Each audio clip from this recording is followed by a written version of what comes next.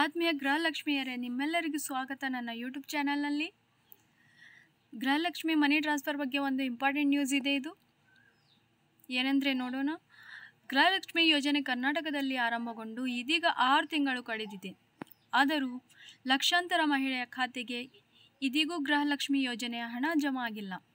ಇದೇ ಕಾರಣದಿಂದಲೇ ರಾಜ್ಯ ಸರ್ಕಾರ ಗೃಹಲಕ್ಷ್ಮಿ ಹಣ ವರ್ಗಾವಣೆ ಹೊಸ ಸೂತ್ರವನ್ನು ಹೆಣೆದಿದ್ದು ಮಹಿಳೆಯರಿಗೆ ಭರ್ಜರಿ ರಿಫಿಲ್ ನೀಡಿದೆ. ಕರ್ನಾಟಕ ಸರ್ಕಾರ ಮಹಿಳಾ ಮತ್ತು ಕಲ್ಯಾಣ ಇಲಾಖೆಯ ವತಿಯಿಂದ ಪ್ರತಿ ತಿಂಗಳು ಗೃಹಿಣಿಯ ಬ್ಯಾಂಕ್ ಖಾತೆಗೆ ಗೃಹಲಕ್ಷ್ಮಿ ಹಣವನ್ನು ನೇರ ವರ್ಗಾವಣೆ ಮಾಡುತ್ತಿದೆ.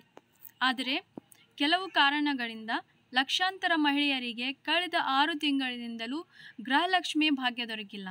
ಇದೇ ಕಾರಣದಿಂದಲೇ ಸರ್ಕಾರ ಹಸಿ ಸಿಗದೆ ಇರುವವರಿಗೆ ಹಣ ಕೊಡಿಸುವ ಕಾರ್ಯ ಮುಂದಾಗಿದೆ.